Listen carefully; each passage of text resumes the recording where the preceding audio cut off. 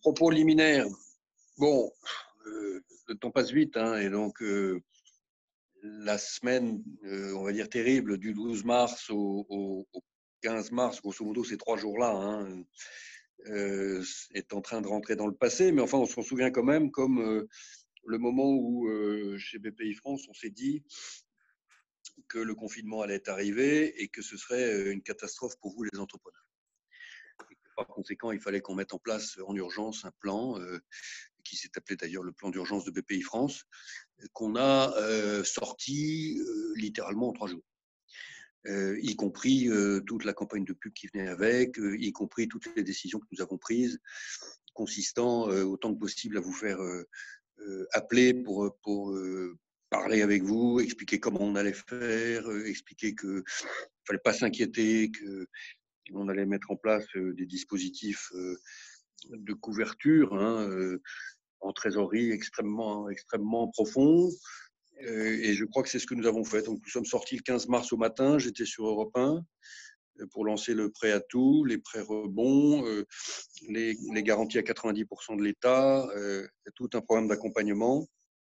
Et puis absorber pendant cette semaine-là autant que possible le stress des entrepreneurs partout en France. Voilà. Alors 3 mois plus tard,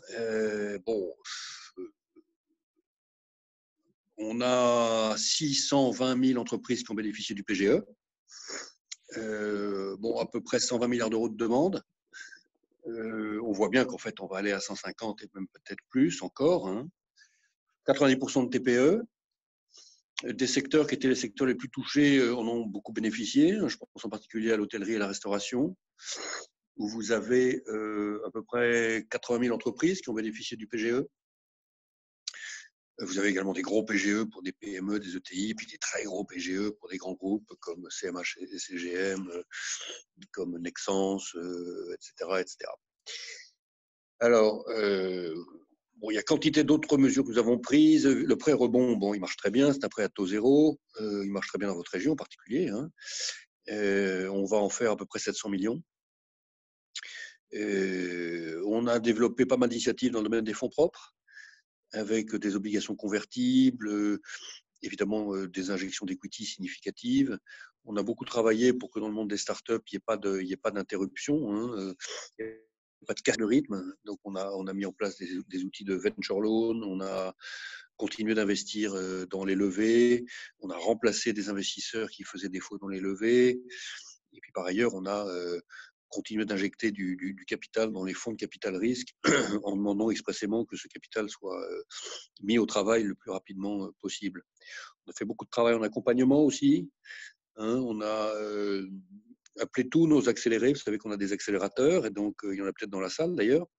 Vous avez un accélérateur leader Occitanie avec BPI France, bien sûr, et la région. Voilà, c'est ça. Et donc, normalement, tous les accélérés ont été appelés avec des calls d'accompagnement pour faire le point régulièrement, commencer à préparer le rebond, la reprise, retour terrain, etc. Bon, ça a été la période, en fait, un peu le vent des globes, hein, pour BPI France, parce que pour faire tout ça en si peu de temps et à 95% de télétravail, je crois qu'on peut dire aux équipes qui sont là en particulier que ça a été une performance que je salue. On a beaucoup travaillé. On a reporté les échéances aussi, hein, de l'ensemble de nos clients sur 6 mois ou même sur 12 mois pour les clients de la profession touristique, enfin, etc., etc. Aujourd'hui, l'économie, elle repart quand même. Hein. Je voudrais dire d'abord une première chose, c'est que bien sûr, les chiffres du PIB en 2020 vont être catastrophiques. J'ai envie de dire c'est normal, puisque c'est une année qui va durer 9 mois. Donc, on compare une année qui fait 9 mois à une année qui fait 12 mois. Par définition, les chiffres ne peuvent être que catastrophiques. En réalité, il faudrait comparer ce que donnerait vraiment 9 mois sur 12 par rapport aux chiffres qui sont en train de sortir. On voit que c'est finalement pas si mal que ça. Bon, le rebond, nous pensons qu'il va y avoir une phase qui est une phase de rebond rapide et qu'ensuite, tout dépendra de notre énergie collective pour savoir quel sera un peu le point d'inflexion de la reprise, sachant qu'elle aura une forme de racine carrée. Hein, mais la racine carrée, elle peut avoir un toit horizontal ou un toit incliné. Voilà. Nous, on fait tout pour que le toit de la racine carrée soit horizontal. C'est le pur cycle en V. C'est honnêtement, évidemment, c'est pas évident à faire compte tenu des chocs qui ont été constatés, hein, qui, pour certains secteurs, en tout cas, comme l'aéronautique, l'automobile et le tourisme, ces trois-là, et l'événementiel, on peut rajouter, ne vont pas pouvoir être absorbés comme ça du jour au lendemain en 3-4 mois. En revanche, il y a beaucoup de secteurs qui se sont bien comportés, avec une demande mondiale qui reste quand même de très très bonne qualité. Bon, donc on travaille sur un certain nombre de plans verticaux qui ont été annoncés. Un plan auto, un plan aéro, un plan tourisme, un plan commerce, un plan start-up tech, peut-être un plan touch aussi, c'est les industries culturelles. Et puis, nous avons en transverse un plan climat qui est très ambitieux, avec des produits de prêt sans garantie, très peu chers, sur des durées longues, avec également, bien entendu, toujours des produits de fonds propres et puis des produits d'accompagnement. Ça, c'est la réponse immédiate, c'est les plans sectoriels. Ensuite, on travaille avec le gouvernement sur un plan de relance global. Plan de relance global dans lequel, au fond, notre vision, c'est que, et ça permet de commencer à répondre à la question sur le futur du PGE. Le PGE, il sera remboursé. Enfin, il doit être remboursé. On répondait déjà à la question que tout le monde pose, c'est justement est-ce que ce PGE qui est une dette en fait et qui vient obérer même la capacité d'emprunt de beaucoup d'entreprises, puisque les banques ne sont pas dues, il y a du PGE, pour eux c'est une dette. Et quelle solution on envisage? Je vous ai déjà écouté dans des médias vous dire il est hors de question de parler d'equity quand on parle le PGE, on parle d'un prêt qui doit être remboursé. Mais vous n'aviez pas fermé les portes sur des solutions de quasi-fonds propres, de renforcement des hauts de bilan des entreprises. Mais vous ne voulez pas Oui, mais au PGE. oui, en fait, la vérité, c'est que les fonds propres, c'est une solution de niche. C'est une solution pour quelques milliers d'entreprises. Vous voyez, ça fait maintenant pratiquement 30 ans qu'on développe un écosystème de fonds d'investissement en région. Au total, aujourd'hui, le nombre d'entreprises qui sont dans le portefeuille sous-jacent de ces fonds, je pense qu'on peut dire qu'il est de 2500. Il a fallu 30 ans pour faire 2500 tickets. Et donc, ce n'est pas scalable, les fonds propres. Les fonds propres, c'est de la haute couture. Ce n'est pas du prêt-à-porter. Donc, vous ne pouvez pas faire 100 000 tickets de fonds propres, ça n'existe pas.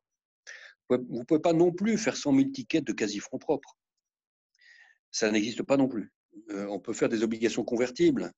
Les obligations convertibles, même avec des petites quotités, d'abord, l'entrepreneur dira toujours que c'est trop cher, hein, puisqu'on est sur des taux qui sont entre 8 et 12%, parce que c'est très risqué. Et puis par ailleurs, même avec les meilleurs réseaux de la Terre, vous ne pouvez pas déployer ça sur 10 000 entreprises. Donc l'idée contre laquelle je m'insurge, c'est qu'il y aurait une solution consistant à convertir des prêts bancaires, en fait, à convertir du prêt-à-porter en haute couture. Ben non, ça n'existe pas. Voilà. Et c'est la raison pour laquelle les prêts garantis par l'État sont garantis par l'État à 90%. C'est pour ça qu'ils sont garantis par l'État. Sinon, les banques ne les auraient pas fait. Donc, ils sont garantis à 90%. Autrement dit, si on fait 150 milliards d'euros de prêts de PGE, mettons qu'il y ait 10% de sinistres, eh ben, l'État paiera 90% de 15 milliards et les banques paieront 1,5 milliard d'euros. C'est ça qui va se passer. Je ne pense même pas que la sinistralité montera jusque-là. Ce qui est très important, c'est que, je ne sais pas s'il y a des banquiers dans la salle, là, mais les entrepreneurs. Directeur de fonds propres de capital investissement dans la salle. Voilà, il faut les entrepreneurs n'aiment pas l'incertitude. Il y a une incertitude dans le PGE, c'est quel va être le taux qu'on va leur facturer dans un an pour l'étalement sur 5 ans. Bon, BPI France a pris sa décision. Nous, on vous dit que le taux sera de 1,8% pour les PME. Excusez-moi, je suis venu en vélo au bureau et j'ai attrapé froid. Paris, Donc ça, Paris. c'est le taux qui va être appliqué à tout le monde, quel que soit on va dire le montant, il n'y a pas de Oui. différence, c'est 1,8. 1,8 pour les PME, 2,7 pour les ETI. C'est ça, très bien. Voilà. Et donc, moi, je pense qu'il faut maintenant que les banques disent quel sera le taux qui sera pratiqué sur leur PGE pour les étalements sur 5 ou 6 ans.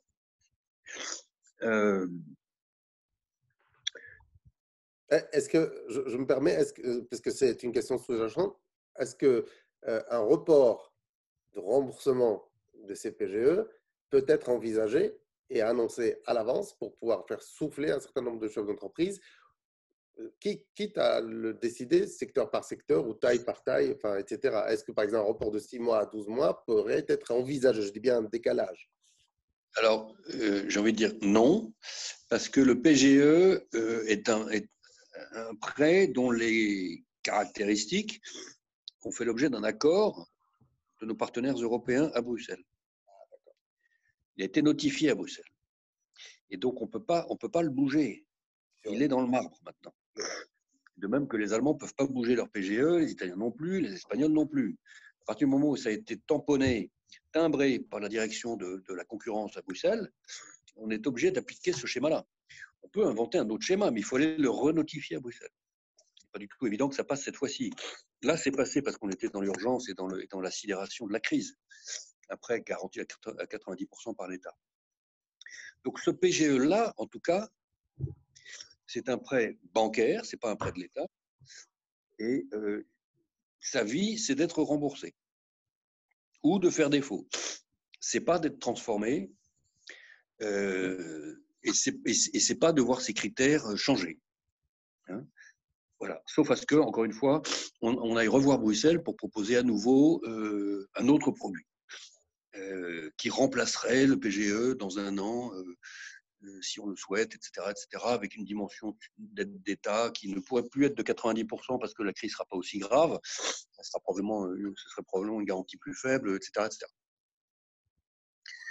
Moi, ce que je pense, c'est qu'en écoutant les entrepreneurs qui sont nos clients, il y a 90% de TPE, encore une fois. Les TPE, elles ont pris 20 000 euros de PGE, 30 000, 50 000 euros de PGE. Je pense qu'étalé sur 6 ans, ça passe. Il faut que ça soit étalé sur 6 ans à un taux raisonnable. Ensuite, il y a des PME qui ont pris des millions et des ETI qui ont pris des dizaines de millions. Par parenthèse, je pense qu'il y en a une proportion pas négligeable qui ont pris plus de PGE que nécessaire. Parce que 0,25%, c'est quand même sympa. Quoi, hein. C'est quand même une liquidité d'opportunité. Hein. Il y en a beaucoup qui ont pris. De financement de la trésorerie, c'est vrai. Mais, donc, il y en a Voilà. qui ont appuyé sur le champignon. champignon. Il y en a qui ont appuyé sur le champignon, et je pense qu'il y en a pas mal. Celles-là, en fait, elles vont avoir de quoi investir, pour résumer. C'est plutôt une bulle d'oxygène mise dans l'économie française, donc je le prends de manière positive. Il y en a qui allaient moyennement bien et qui ont réussi à convaincre leurs banquiers de leur donner un PGE confortable. Et puis, il y a l'immense majorité qui allait correctement et qui ont eu un PGE correct. C'est-à-dire qu'elles n'ont pas eu leurs 3 mois, elles ont eu 1 mois, 1 mois et demi. Bref, le banquier a vraiment fait son travail de sélectivité et je n'ai pas d'inquiétude pour ces entreprises-là. L'inquiétude qu'on peut avoir, c'est pour les entreprises qui allaient moyennement bien et qui ont réussi à convaincre leurs banquiers d'en prendre un paquet et qui se sont donc surchargés. Celles-là, je parle bien des PME, très souvent, elles n'ont toujours pas ouvert leur capital. Sauf familial. Et moi, le message que j'ai envie de leur dire, c'est plutôt que de demander au MEDEF de convertir les PGE en capital, ce qui est infaisable, n'attendez pas, ouvrez votre capital, tout court. Quoi. Venez nous voir. Venez voir les fonds de capital investissement qui sont dans la salle aujourd'hui et commencez à réfléchir à une ouverture de capital. C'est pas sauter dans la mare au requin quoi, que d'ouvrir son capital. C'est 99% de belles histoires tout de même. Maintenant, les choses ont radicalement changé par rapport à l'image qu'on se faisait de cette profession de l'investissement il y a 30 ans. Et donc la solution pour les entreprises qui sont trop leveragées, c'est l'ouverture du capital. Nous, chaque année, on investit dans 60 ans, parmi tous nos investissements, hein, on convainc 60 familles par an. Et c'est du boulot. Et on est les seuls à faire ça. 60 par an, c'est sûr que dans 30 ans, on y est encore, quoi. Et donc, peut-être que ce PGE et cette crise sont l'occasion pour un paquet de PME familiales de se vraiment poser la question, se poser, et puis de se dire, pas tout, bon, le moment est peut-être venu, et puis ça va m'apporter quelque chose. Parce que le capital investissement, c'est quand même fondamentalement maintenant du conseil et de l'accompagnement. C'est très utile, ça crée de la valeur. Voilà ma réponse en fait sur le sujet du PGE. Alors je pousse beaucoup pour que l'année prochaine, pour que les banques ne soient pas trop tentées de dire ah bah écoutez, on vous a filé un gros PGE, donc repassez en 2022, hein, 2021 c'est quand même l'année, c'est l'année où on va sur un petit régime, hein, et ben qu'on puisse continuer de les garantir sur les crédits additionnels. Merci beaucoup, M. Dufour. On pourrait passer un temps fou sur ça, mais il y a beaucoup de questions, donc je vais me permettre de vous poser la première question. Oui. Et, alors, la première question, et on va faire honneur à nos invités du Maroc. On a, vous savez, leader, et c'est 9 grappes territoriales en Occitanie et une grappe qui est au Maroc et dont le président Badr est un patron d'une belle boîte industrielle, Cruze et Automatisme Maroc, a posé une question que vous allez avoir la réponse facile. Et il demande si on peut imaginer une extension des activités et des projets d'accompagnement de la BPI dans la région du Maghreb et en Afrique, si ce n'est pas déjà le cas. Alors, on a une grosse activité au Maghreb, en Afrique. D'abord, on finance des fonds d'investissement. On est LP, par exemple, un fonds qui s'appelle Méditerranéa au Maroc. Hein. On est partenaire de Attijari Wafa. Et puis, on fait beaucoup de crédit export, crédit fournisseur, crédit acheteur. Voilà. Alors, on a des accords de contre-garantie également avec les banques, avec Attijari en particulier. Donc, en effet, on a une action africaine. Le pôle bancaire, en fait. Et puis, alors, ce qu'on a vu avec le PGE, c'est qu'il y a pas mal de PME qui ont utilisé le PGE pour compenser les crises de trésorerie de leurs filiales étrangères. Filiales qui sont elles-mêmes dans des pays qui n'étaient pas aussi généreux que la République française. Voilà, la relocalisation, la colocalisation est un vrai sujet. Il faudra qu'on fasse une autre conférence sur ça. Et il y a une question de Pierre qui, lui, demande des informations sur les modalités d'intervention de BPI France dans le cadre du fonds French Tech Souveraineté. Est-ce que Pierre... Alors, je peux vous parler du fonds French Tech Souveraineté, oui. Oui, il dit quelles sont les modalités d'intervention. Je crois qu'il est concerné vu son secteur d'activité. D'accord. Écoutez, donc, cher monsieur, il s'agit d'une poche de 500 millions avec une première enveloppe de 150 millions qui va venir en soutien de tout ce qu'on fait déjà avec les instruments d'ores et déjà existants. C'est-à-dire que si vous êtes dans une start-up technologique, dans une PME très innovante avec une techno à dimension souveraine,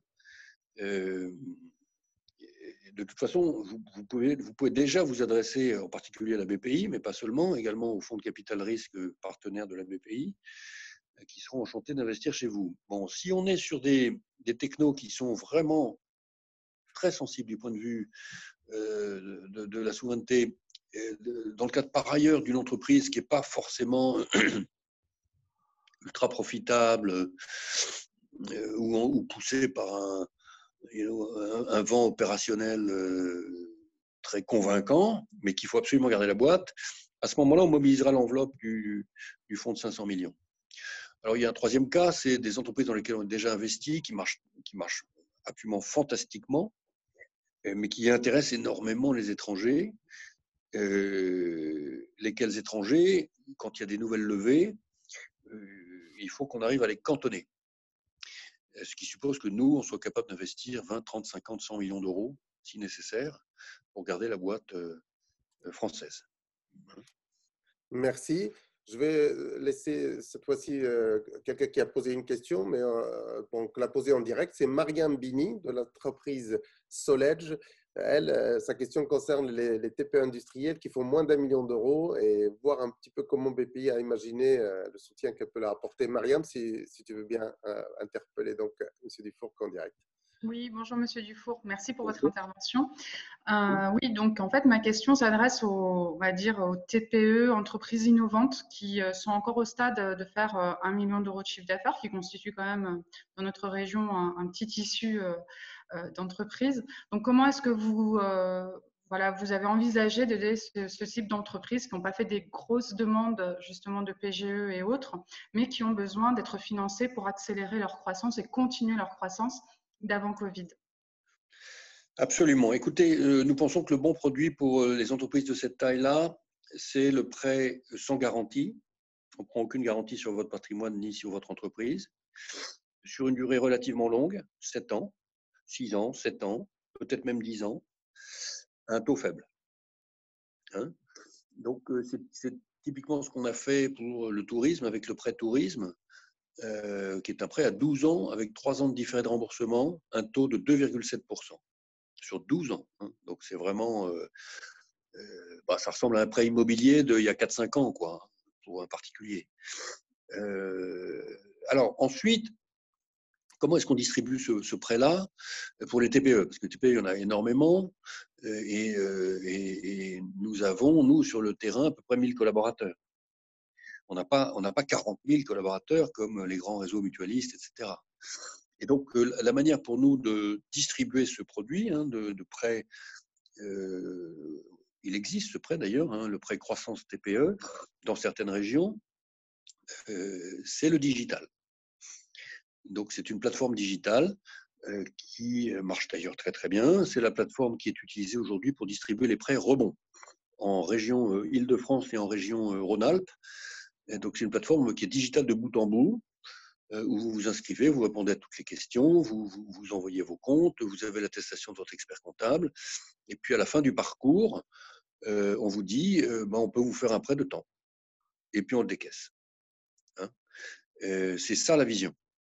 C'est ça la vision. Alors, on a commencé à la mettre en œuvre avec les prêts rebonds des 2 plus grosses régions qui nous ont dotés, c'est-à-dire celles que j'ai citées, Île-de-France et puis Auvergne-Rhône-Alpes.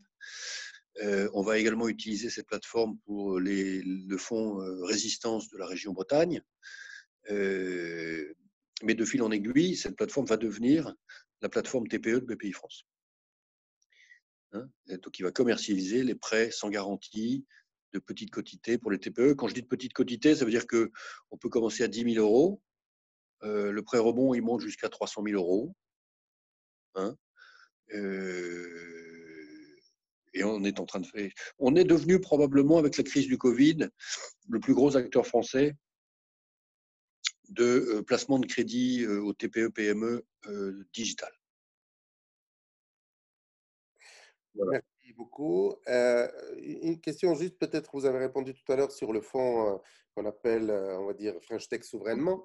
Est-ce que c'est lié à l'histoire de la souveraineté de la France? Bien sûr, parce qu'il y a le souverainement, ça veut dire à la protection des technologies stratégiques. On parle de l'IA, de quantique, vous avez vu de la cybersécurité, de la santé, avec la volonté de rapatrier un certain nombre de savoir-faire et d'expertise en France. Est-ce que comment ça va se concrétiser ça? Notamment, on parle des médicaments, on parle d'un certain nombre de secteurs très sensibles.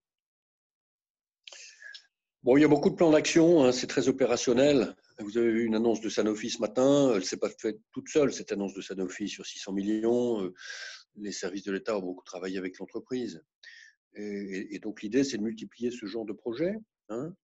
L'idée, par ailleurs, c'est que vous allez avoir de plus en plus d'entreprises de la deep tech créée par des chercheurs avec le soutien de BPI France. On est très actif là-dessus, c'est le plan deep tech de BPI France. Et des entreprises dans lesquelles il y a des technos quand même très, très, très intéressantes, quoi. Et c'est sûr que si ces entreprises ne deviennent pas grandes rapidement, ou bien ne sont pas rachetées par les grands groupes français rapidement, les grands groupes industriels essentiellement, à ce moment-là, elles sont rachetées par les étrangers. Alors, au total, de toute façon, c'est la circulation du capital dans le monde. On n'empêche pas les Français d'acheter des startups aux États-Unis et en Chine. Donc, on n'est pas là pour faire une économie fermée, ça deviendrait soviétique, surtout pas. Mais enfin, parfois, ça peut être un crève-cœur. Une très belle entreprise sur laquelle on a vraiment formé des souhaits importants depuis très longtemps. On a mis beaucoup de subventions, on a mis un peu de capital public, beaucoup d'accompagnement, etc., etc. Puis à un moment, boum, on la voit partir. Ça, en fait, le fonds souverain, il est créé par Cédrico parce que on en a un peu marre de ce genre de situation. Une question de Romain Casavant, s'il m'écoute. Donc, Romain, à toi pour poser la question en direct. Oui, bonjour Monsieur Dufour, merci beaucoup de me donner la parole.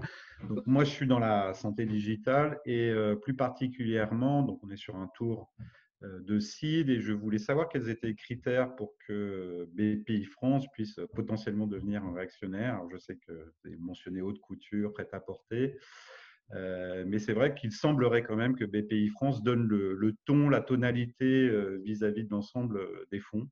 Et j'aimerais bien savoir. Et en fait, c'est une déclaration d'amour. Je rêverais d'avoir BPI France à mon capital. Voilà, donc elle est faite. C'est-à-dire que BPI France donne le là pour la valorisation, ça veut dire qu'elle est toujours… Pas valorisation, mais pour montrer effectivement des secteurs ou des sous-secteurs, en particulier dans la santé digitale, qui sont, semble-t-il, porteurs selon leur perception, et donc qui donnent, c'est vrai que ça donne le là, BPI France aujourd'hui. Alors, vous devez vous adresser chez nous, la patronne de notre fonds Patient Autonome. On a un fonds qui s'appelle Patient Autonome. Et la patronne s'appelle Chara Louafi. L-O-U-F-I. Chara, C-H-A-H-R-A. Louafi. Voilà. chara.louafi@bpifrance.fr. Parfait. Benjamin Faure, si tu m'entends, Benjamin. Oui. Une question pour le directeur général de BPI France, à toi. Merci beaucoup de me donner la parole. J'ai vu récemment en fait sur un article de la Tribune, parce qu'on a un contexte de loisirs dédié au sport sur la région de Montpellier. On était en effet dans une situation moyenne avant le confinement. On a eu un refus du PGE de la part de la banque malgré l'intervention du médiateur. Et j'ai vu que l'État en fait mettait à disposition des avances de trésorerie et gérées par la BPI apparemment. Alors honnêtement, je l'ai vu que sur l'article de la Tribune et quand j'ai contacté la BPI à Montpellier, ils n'étaient pas encore au courant parce que c'est un décret qui est passé ce samedi. La question, Benjamin, la question. La question, c'est comment on peut essayer d'y prétendre.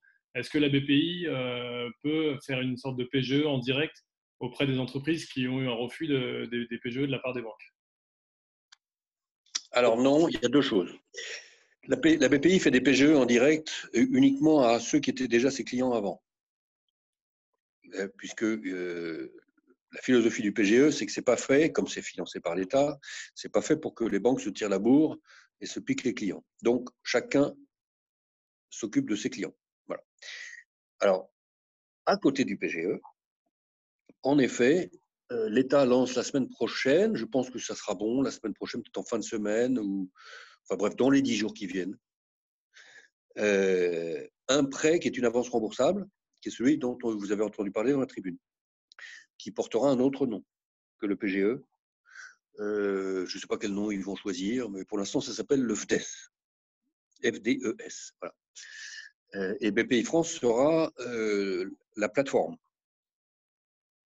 as a service de ce prêt-là, mais ce n'est pas BPI France qui va l'accorder. Ceux qui vont l'accorder, ce sont les gens de la Directe. L'État. Donc, il faut que vous alliez voir la Directe. Et votre commissaire au redressement productif, il y a quelque chose qui s'appelle le CODEFI aussi, je ne sais pas si vous avez entendu parler du CODEFI. C'est le comité des finances, c'est une petite réunion dans laquelle il y a à la fois les banquiers locaux et puis, la Directe. Mais le mieux, c'est que vous vous adressiez à la Directe. Parfait. Okay. Parfait, merci beaucoup. On enchaîne avec une question de Gilles Capdessus, s'il m'entend. Gilles. Oui, pardon, bonjour, merci de me donner la parole. Oui, moi, c'est une question qui a déjà été évoquée dans de vos nombreuses interventions, Monsieur Dufour.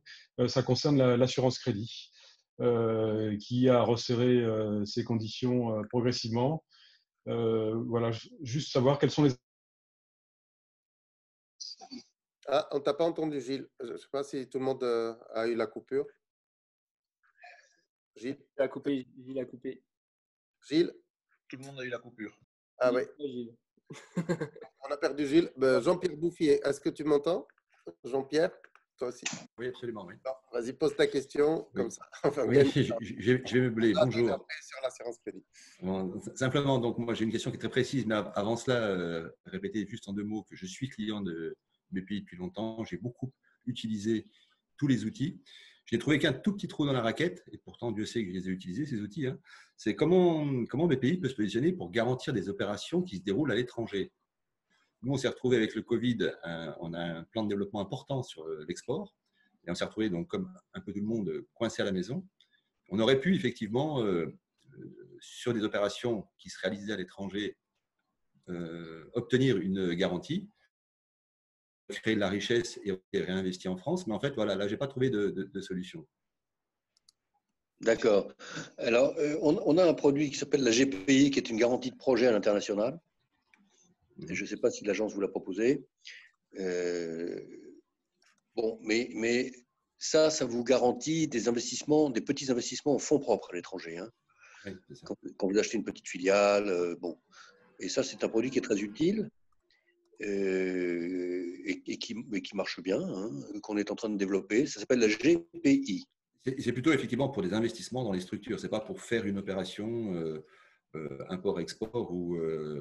c'est ça. Ouais, okay. Le produit, il existe, hein, c'est la GPI. Vous pouvez demander à la direction régionale de Montpellier. Ok, merci. Merci. Une question de Benjamin Nel de Laboxy, s'il m'entend, Benjamin. Donc, une entreprise, alors là, sur les problématiques de la deep tech, notamment. Benjamin? Benjamin, tu m'entends? Ouvre le micro. Sinon, je passe. Bon, Damien Piquet. Damien. Oui. Voilà. Effectivement. Merci. En fait, je voulais simplement poser la question, comme le PGE était là pour faire face à une période et une situation extraordinaire, est-ce qu'il y a des moyens ou est-ce qu'il est prévu que ce PGE soit neutralisé totalement ou partiellement dans le cadre du calcul de l'endettement de l'entreprise? Alors, je ne sais pas où la Banque de France en est là-dessus. Ce qui est sûr, c'est qu'elle a suspendu sa campagne de cotation, hein, de notation en 2020. Comment est-ce qu'elle va noter les entreprises en 2021 à l'aune du Corona et du PGE? Je ne peux pas vous dire. Je peux pas vous dire. Je ne sais pas. J'aimerais qu'elle ait une forme de codicile à sa notation classique, tenant compte de la situation. Je ne sais pas dire si ça sera le cas. Bon, merci. Merci. Question. Alors, on change de secteur, Monsieur Dufour. Là, on va aller dans le spectacle vivant et les problématiques d'un groupe qui s'appelle S-Group, avec son patron Alexandre Coulet, qui était en pleine croissance et qui a vu son activité s'arrêter net. Vraiment, ça, c'est un des cas rares où l'activité s'arrête net et qui a été bien accompagné, je crois, par BPI. Je le laisse vous poser sa question. Alexandre. Alexandre, est-ce que tu m'entends? Alexandre Coulet. Bon. Hop là, tu m'entends? Oui, m'entends. Bon, très bien. Bonjour Gilles, merci. Monsieur Dufour, bonjour. Concernant le secteur événementiel, l'industrie culturelle et créative durablement impactée par la crise du coronavirus, un plan de rebond spécifique et ambitieux doit être mené afin de partir à la conquête de nouveaux marchés nationaux, mais surtout internationaux. Nos entreprises sont les plus dynamiques et très audacieuses. Quelle place dans cette reprise et quels moyens BPI envisage d'octroyer concrètement à ces secteurs? D'accord. Alors, il faut que vous sachiez que dans le plan tourisme, en fait, on embrasse assez large. C'est-à-dire que le prêt tourisme, qui est un prêt qui peut aller jusqu'à 2 millions d'euros sur une période de 12 ans, avec 3 ans de différé de remboursement, il est ouvert à l'événementiel. Hein? Et donc, une entreprise d'événementiel qui a eu un petit peu de PGE et qui veut pouvoir se relancer, mais avec un horizon très long, sans se poser la question de savoir comment elle le faire pour rembourser dans 2 ans. Hein. On se met sur 12 ans. Elle peut aller chercher son prêt tourisme à la BPI. C'est un prêt sans garantie. On ne prend aucune garantie sur vous. Et le taux, il est inférieur à 3%. Donc, je pense que c'est un très bon produit. C'est une très bonne alternative aux fonds propres. Alors, on ne veut pas faire des témoignages, mais on aurait pu. Beaucoup d'entreprises ici, parmi tous ceux qui sont intervenus, Jean-Pierre Boffy l'a dit, Steam France, Gilles Capdessus, moi-même, mon entreprise, Alexandre, ont été accompagnés avant et pendant la crise Covid. Et donc, nombreuses sont on va dire, vos clients ici, plus quelques entreprises accélérées dans le cadre de Leader Accélérateur avec Leader Occitanie et PPI. Donc, il y a quand même quelques, on va dire, bons clients et clients historiques. Et puis, je profite aussi de l'occasion de la tribune pour dire qu'à chaque fois que nous avons mobilisé pour le BIG, on a été présent et ça fait des années que ça dure. Alors, c'est super. Cette année, c'est le 1er octobre et je n'annule pas le BIG. Hein.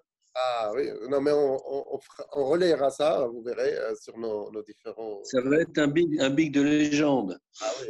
Ouais, le thème cette année, c'est la liberté. Ah, super. Ben voilà, là, en avant-première, on va vous dénoncer, on va le dire à tout le monde. On ne va pas vous laisser la primeur de l'annoncer. Non, on vous laissera le dire à tout le monde. Je donne la parole à Christian Curel, qui est chef d'entreprise et président de Leader Montpellier, qui avait aussi une question. Si Christian m'entend, il ouvre le micro. À toi. Oui, bonjour. On se connaît déjà, on se voit assez souvent. Je parle plutôt en nom d'un certain nombre d'entrepreneurs qui en fait soit ont baissé d'activité, donc sont en train d'inventer d'autres activités, soit qui sont en train de relancer par rapport à la stratégie nationale de relocalisation, de réindustrialisation, de fabrication en France. Et effectivement, on en a parlé parce qu'il y a eu des plans actuellement qui utilisent par secteur, c'est-à-dire aéronautique, automobile, etc. On a en région un certain nombre d'aides, mais par exemple, les fonds FEDER sont épuisés. Donc, on ne peut pas puiser sur ces éléments-là. Ce sont quand même des projets qui sont en général de gros investissements. Par exemple, sur celui que je suis, c'est 2,6 millions d'investissements. Et donc, effectivement, voilà, la question, c'est est-ce qu'il y a dans les prévisions des choses nationales des programmes qui vont être plus transversaux liés aux industries, aux relocalisations et à cette partie industrialisation de la France, ou réindustrialisation?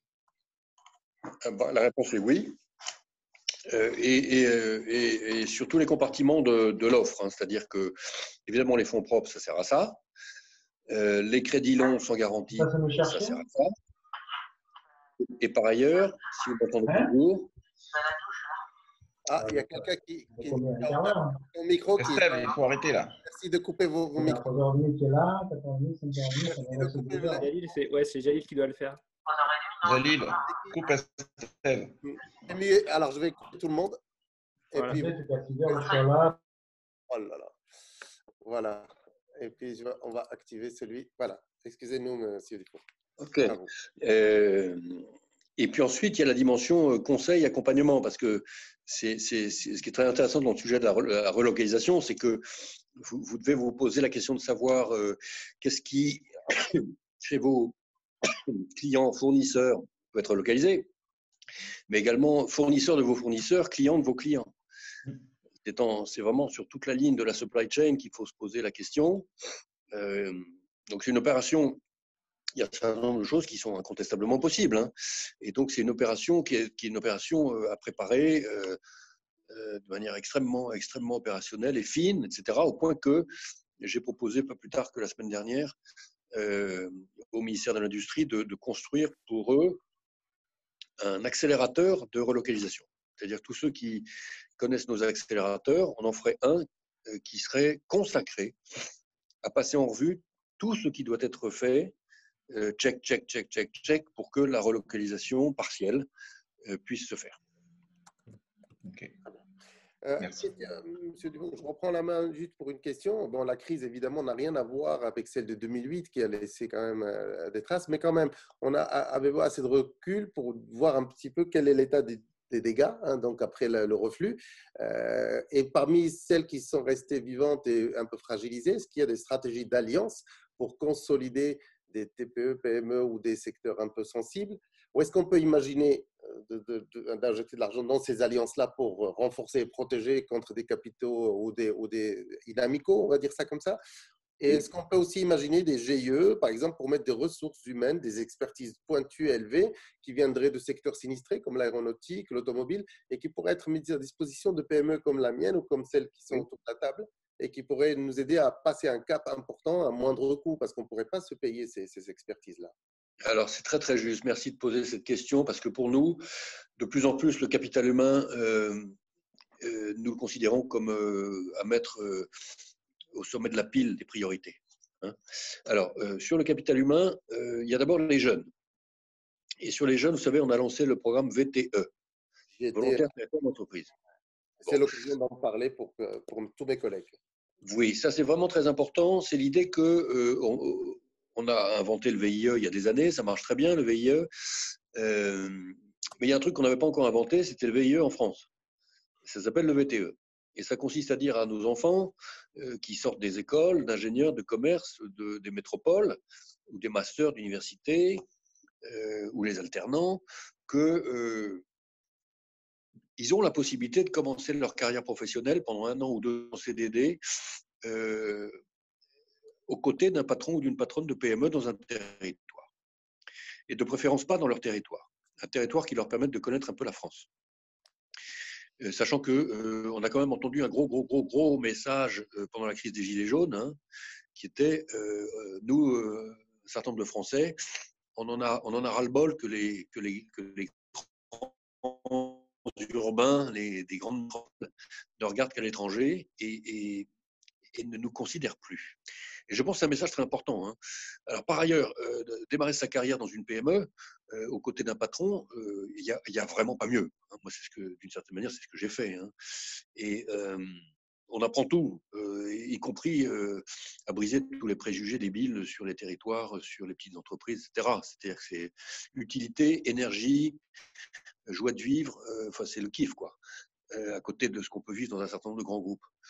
Donc, on pousse à mort le VTE. On pousse à mort le VTE de manière non administrative, c'est-à-dire qu'on ne dit pas c'est un contrat particulier, non, c'est un CDD. On ne dit pas il faut payer le jeune temps, non, vous négociez avec le jeune ce que vous voulez. On dit simplement, je vais terminer, on dit simplement que vous aurez 4 000 €. Voilà, on a réussi à obtenir ça. Et il n'est pas exclu que si le projet que vous confiez au VTE est un projet climat, de décarbonation de votre entreprise, à ce moment-là, on vous donne 8 000 €. Hein. La seule chose qu'on demande dans le VTE, c'est que vous vous occupiez personnellement du jeune. Hein. C'est-à-dire que ça soit vraiment, il y a une dimension de parrainage, que le jeune ne soit pas paumé dans la structure, parce que sinon, on ne les attirera pas. La difficulté de l'exercice pour réattirer cette génération-là vers les PME, c'est qu'il faut leur promettre un vrai parrainage de quelqu'un qui a beaucoup de kilomètres au compteur. Ça leur plaît beaucoup. Alors, ce qu'on dit, c'est que, bon, en sortie de crise du corona, pour tous ces jeunes qui disent chercher un sens, vouloir absolument être utile, bah, c'est le moment. Hein. S'ils veulent contribuer au renouveau et au redépart de l'économie française après une crise qui est une crise inédite, hein, que personne n'avait jamais vécue, bah, c'est le moment. Prenez un VTE à partir du mois de septembre. Voilà. Donc ça, c'est très important. Alors, à côté de ça, il y a les seniors qui viennent de l'aéronautique. Et en effet, on se dit tous que ça serait trop bête fondamentalement de ne pas profiter de l'occasion, du fait qu'ils vont être disponibles pendant 2 ans à peu près, hein, 2-3 ans maximum, pour ne pas leur proposer d'aller, au fond, offrir leurs compétences dans les PME des autres secteurs industriels nettement moins touchés que l'aéronautique. Donc on travaille avec le cabinet de Muriel Pénicaud sur un dispositif qui serait un dispositif de congé de compétences. Hein, où la PME qui accueillerait le compagnon, ça sera beaucoup des compagnons aussi, hein, ou l'ingénieur paierait quelque chose, bien sûr. Il faut voir quoi. Est-ce que ça sera le tiers? Est-ce que ça sera la moitié du salaire? Et puis Airbus paierait l'autre moitié, grosso modo. Hein, donc ça, j'y tiens énormément. On en a parlé encore avec Agnès Pannier-Runacher avant-hier. Donc, il y aura des annonces, hein, sur ce sujet-là, dans le cadre du plan aéronautique qui sera annoncé dans les jours qui viennent. Très bien. On est en contact avec notamment le pôle Aerospace Valley, etc., où moi-même je suis administrateur. Où on a essayé d'avancer des idées précises pour les clusters et les réseaux de TPE-PME, par exemple, Oui, c'est en ça. termes de besoins. On me fait signe dans l'oreillette, comme on dit, qu'on doit vous libérer parce que vous avez un comité qui devait démarrer à 15h. Vous êtes déjà en retard et je vous remercie. S'il y a une dernière question, mais vraiment une dernière, la toute dernière, que quelqu'un. Oui, moi Gilles de Concultex, j'ai une question pour vous, monsieur Dufour. On parle maintenant du monde d'après. On parle que la transition digitale va nous s'accélérer comme la transition écologique. Et on voudrait travailler autrement. On voudrait travailler où on a envie de vivre. Et il faut reconnaître que les services de la BPI pour des levées de fonds pour des startups Syria ou pour des bridges comme on essaye obtenir, voilà, c'est toujours sur Paris qu'il faut aller et vos antennes régionales sont un peu diminuées. Donc, est-ce que vous comptez accélérer le déploiement de vos services sur l'ensemble du territoire prochainement? D'accord, bah, c'est une bonne question qui permet de revenir au fond au début de notre échange. C'est que dans le monde des fonds propres, vous pouvez éclater sur 52 implantations régionales une activité quand elle est très profonde. Donc, nous avons éclaté l'activité d'investissement dans les PME sur l'ensemble de nos agences. Et pourquoi? Parce que chaque année, nous faisons 200 opérations, sans acquisition et sans cession. Quasiment une par jour ouvrable. Hein. D'ailleurs, ça a été même clairement une par jour ouvrable l'année dernière. C'était plus que 200. Quand en revanche, vous ne faites qu'une trentaine d'opérations France entière, vous ne pouvez pas vous payer un investisseur par direction régionale. Ça ne tient plus la route. Il n'y a pas de business model. C'est ça le problème. C'est ça le problème. Télétravail et donc, à distance, faire des comités digitaux. Je pense qu'il y en aura. Oui, bien sûr, ça, il y en aura de plus en plus, y compris entre nous. Hein. Et même, regardez ce que je fais avec vous aujourd'hui, c'est tout à fait nouveau. Donc ça, il y aura de plus en plus. À un moment, on est obligé de voir physiquement la personne quand on fait de l'investissement. Ça, c'est inévitable. Mais sinon, il y a quantité au fond, de rendez-vous qui sont plutôt des rendez-vous de process qui vont pouvoir se faire par télétravail et par visioconférence.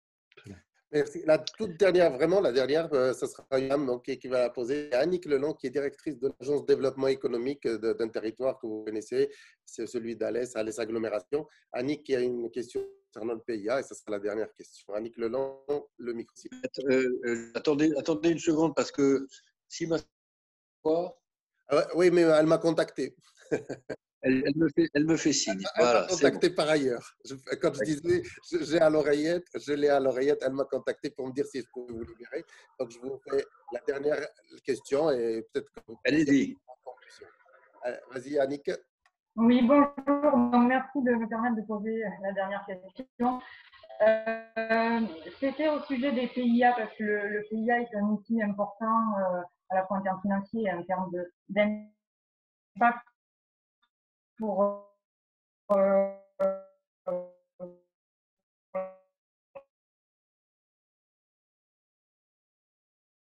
parce que c'est des dossiers qui sont des fois un peu complexes à monter pour les TPE, PME. Alors, il y a une coupure, mais ce que je peux vous dire, c'est que au fond, les grandes enveloppes de PIA ne vont pas changer. Hein. On reste sur des volumes élevés. On est en train de préparer le PIA 4 qui sera sur ce type d'enveloppe-là. S'ajoute à ça des grosses enveloppes de subventions sur l'aéronautique et sur l'automobile qui vont être déployées. Sur la question du côté bureaucratique, nous, on fait tout pour convaincre l'État de simplifier les produits. Ce sont des produits d'État, ce pas des produits BPI France. Ces produits BPI France, je pense que vous les connaissez, c'est des produits, c'est 3 pages, une signature, et puis voilà, ça vous fait un prêt sans garantie pour des caisses. Les produits d'État, c'est toujours beaucoup plus compliqué. Merci. Monsieur Dufour, je vais vous remercier au nom de tous les membres de Leader, de nos partenaires privés et institutionnels. Je vais vous laisser le mot de la fin pour conclure et pour vous libérer, même si vous ne le savez pas, moi, on m'a demandé de vous libérer.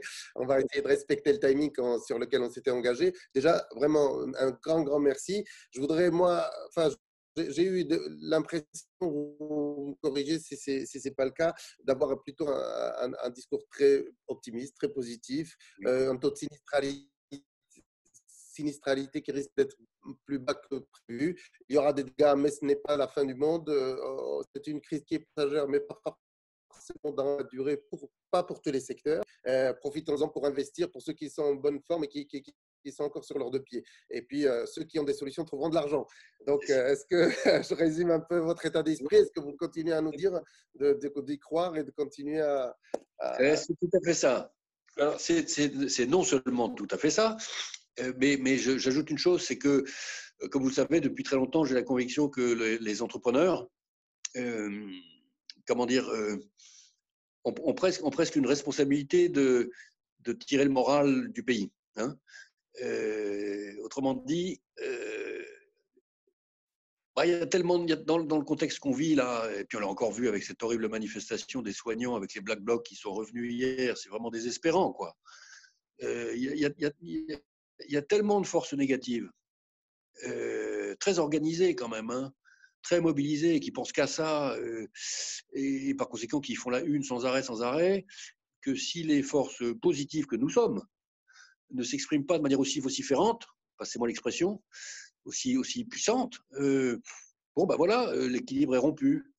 Donc je pense que c'est pour ça qu'on fait le big aussi, c'est pour ça que on a annoncé hier matin qu'on allait faire la tournée le big tour sur 45 étapes sur toutes les plages de France cet été, sans avoir peur du corona, quoi. On a appelé les 45 préfets, on a négocié avec les 45 préfets et on va faire 45 spectacles. Et parce que le combat idéologique pour que la psychologie des gens de bon sens, optimistes, audacieux, conquérants, c'est un combat nécessaire. Voilà. Et ce combat, on a toujours besoin de vous. Oui, alors vous pouvez compter sur nous. Vous avez ici des chefs d'entreprise dynamiques, innovants, en croissance. Pour ceux qui ont pris une petite châtaigne, c'est pas grave, ils savent ce que c'est que la résilience. Ils vont se relever. Il y a aussi des ambassadeurs, vous pouvez croire, et on n'est pas un cluster fermé, on est un cluster ouvert. Il y a des représentants d'autres clusters qui sont là avec nous aujourd'hui, ils vous entendent. Donc nous relayerons le message positif et dynamique. C'est de vous libérer et vous remercier au nom de tous. Poursuivre pendant un quart d'heure, 20 minutes avec vos directrices, vos deux directrices régionales et les responsables des pays en région pour répondre à toutes les autres questions qui sont à visiter. Je vous salue. Merci infiniment. À bientôt. Merci.